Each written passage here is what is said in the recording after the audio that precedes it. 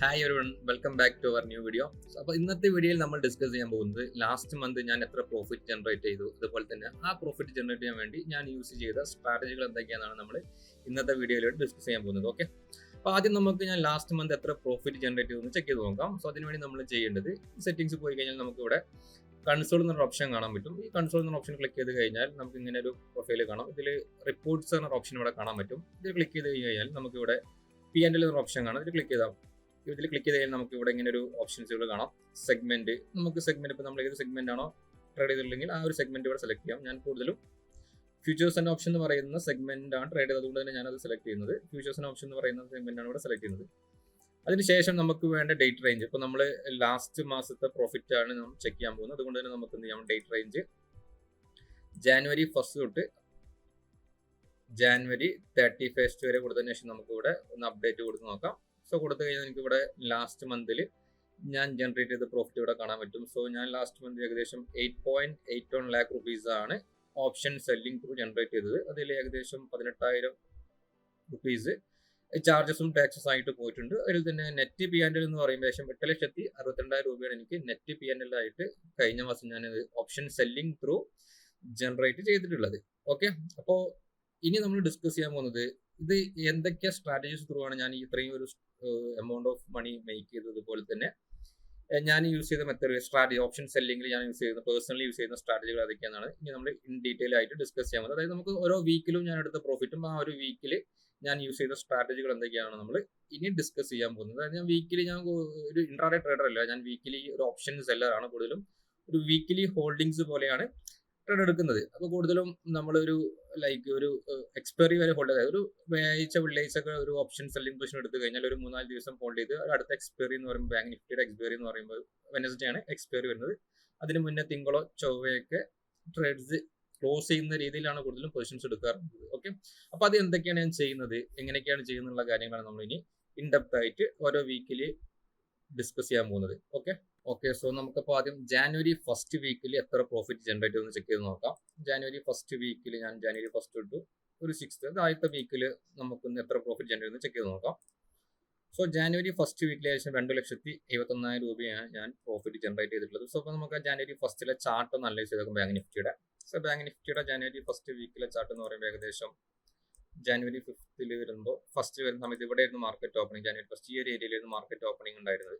Okay, അപ്പോൾ എൻ്റെ ഒരു വ്യൂ മാർക്കറ്റ് ഒരു ബിയറിഷ് വ്യൂ ആയിരുന്നു. മാർക്കറ്റ് ഈ ഒരു റേഞ്ചിൽ നിന്ന് മാർക്കറ്റ് താഴേക്ക് ഫാളാവുന്ന ഒരു അസംഷൻ ആയിരുന്നു എനിക്കുണ്ടായിരുന്നത്. അതുകൊണ്ട് തന്നെ ഞാൻ അന്ന് ആ ഒരു ഫസ്റ്റ് വീക്കിൽ യൂസ് ചെയ്ത സ്ട്രാറ്റജി എന്ന് പറഞ്ഞാൽ കോൾ സ്പ്രെഡ് എന്ന് പറയുന്ന ഒരു ഓപ്ഷൻ സെല്ലിംഗ് സ്ട്രാറ്റജിയാണ് ഞാൻ യൂസ് ചെയ്തത്. ഏകദേശം ഒരു എൻ്റെ ഓർമ്മയിൽ ഒരു 50 ലോട്ട് ഏകദേശം 50 ലോട്ട് അല്ലെങ്കിൽ 750 ക്വാണ്ടിറ്റി 900 ക്വാണ്ടിറ്റി റേഞ്ചിലുള്ള ഒരു കോൾ സ്പ്രെഡ് പൊസിഷൻ ആയിരുന്നു എടുത്തിട്ടുണ്ടായിരുന്നു. സോ എൻ്റെ അസംഷൻ കറക്റ്റ് ആയതുകൊണ്ട് തന്നെ മാർക്കറ്റ് നല്ലൊരു രീതിയിൽ താഴേക്ക് ഫാൾ ചെയ്ത സമയത്ത് ആ ഒരു വീക്കിൽ എനിക്ക് ഏകദേശം 2.71 lakh ആണ് ഞാൻ ആ ഒരു വീക്കിൽ പ്രോഫിറ്റ് ജനറേറ്റ് ചെയ്തിട്ടുണ്ടായിരുന്നത്. അത് കഴിഞ്ഞ് നെക്സ്റ്റ് വീക്കിൽ എന്ന് പറയുമ്പോൾ ഏകദേശം ജാനുവരി 8 തൊട്ട് ജാനുവരി 13 വരുന്ന സമയത്ത് ആ ഒരു വീക്കിൽ പ്രോഫിറ്റ് എന്ന് പറയുമ്പോൾ 1,71,000 rupees ആണ് ജാനുവരി 2nd വീക്കിൽ പ്രോഫിറ്റ് ജനറേറ്റ് ചെയ്തിട്ടുണ്ടായിരുന്നത്. സോ ജാനുവരി 2nd വീക്ക് എന്ന് പറയുമ്പോൾ ഏകദേശം മാർക്കറ്റ് ഇവിടെ ആയിരുന്നു, ഈ ഒരു ഏരിയയിലായിരുന്നു മാർക്കറ്റ് ഉണ്ടായിരുന്നത്.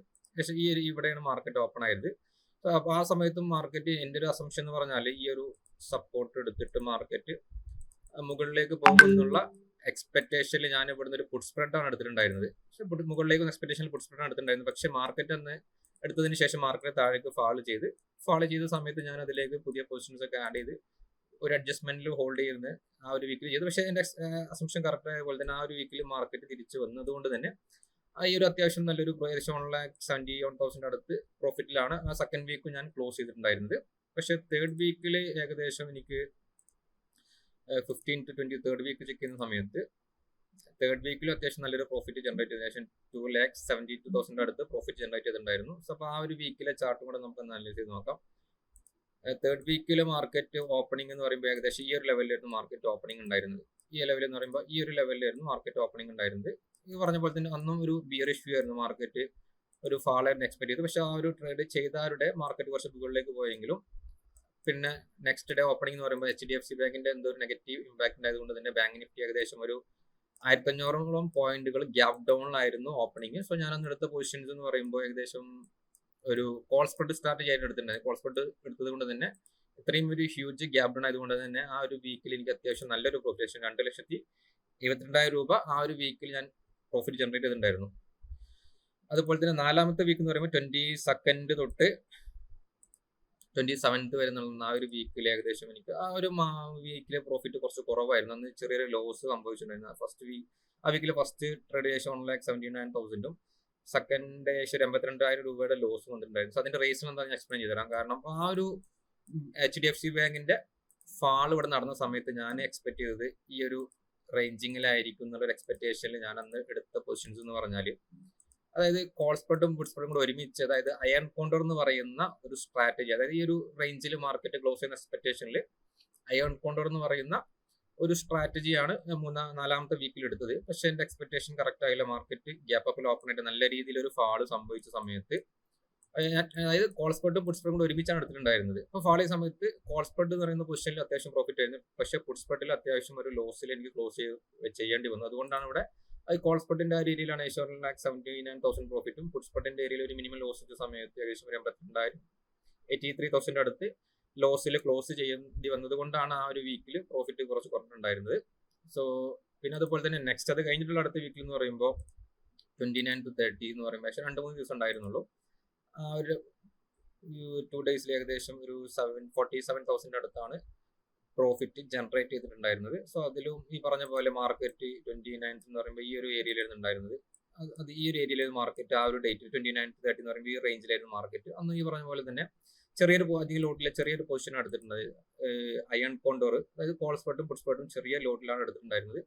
അപ്പോൾ ബേസിക്കലി ഞാൻ ചെയ്യുന്നത് ഈ പറയുന്ന അയൺ കോണ്ടോർ അല്ലെങ്കിൽ കോൾ സ്പ്രെഡ് പുട്ട് സ്പ്രെഡ് ആണ് ചെയ്യുന്നതെങ്കിലും നമുക്ക് മാർക്കറ്റ് സിറ്റുവേഷൻ അനുസരിച്ച് അതിന്റെ ഇടക്ക് ചെറിയ പൊസിഷൻസും അവിടെ ആഡ് ചെയ്യാറുണ്ട്. സോ അങ്ങനെ ടോട്ടൽ ഏകദേശം ലാസ്റ്റ് മന്ത് വന്ന പ്രോഫിറ്റ് എന്ന് പറയുമ്പോൾ 1st to 31st വരെ നോക്കുകയാണെങ്കിൽ ഏകദേശം 8.81 lakh rupees ആണ് ഈ ഓപ്ഷൻ സെല്ലിംഗ് ത്രൂ ഞാൻ ജനറേറ്റ് ചെയ്തിട്ടുള്ളത്. സോ ഞാൻ മാർക്കറ്റ് സിറ്റുവേഷൻ അനുസരിച്ച് പല സ്ട്രാറ്റജികളും യൂസ് ചെയ്യാറുണ്ട്. അതായത് straddle, strangle, call spread, put spread, iron condor, അങ്ങനെ പല സ്ട്രാറ്റജികളും ഓപ്ഷൻ സെല്ലിംഗിൽ ചെയ്യുന്ന സമയത്ത് ഞാൻ യൂസ് ചെയ്യാറുണ്ട്. അപ്പോൾ നിങ്ങൾക്കും ഇതുപോലെ ഓപ്ഷൻ സെല്ലിങ്ങിലെ സ്ട്രാറ്റജീസ് ഒക്കെ ഡീറ്റെയിൽ ആയിട്ട് പഠിക്കാൻ താല്പര്യമുണ്ടെങ്കിൽ ഡിസ്ക്രിപ്ഷനിൽ അക്കാദമിക് കൗൺസിലേഴ്സിന്റെ നമ്പർ അവിടെ കൊടുത്തിട്ടുണ്ട്, അവരെ കോൺടാക്ട് ചെയ്താൽ മതി. ഓക്കെ.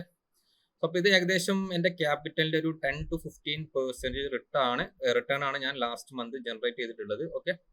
അപ്പോൾ ഇത്രയും കാര്യങ്ങളാണ് നമുക്ക് ഇന്നത്തെ വീഡിയോയിൽ ഡിസ്കസ് ചെയ്യാനുള്ളത്. അപ്പോൾ കൂടുതൽ ഡീറ്റെയിൽ ആയിട്ടുള്ള വീഡിയോസുമായി നെക്സ്റ്റ് വീക്കിൽ കാണാം. Okay, thank you.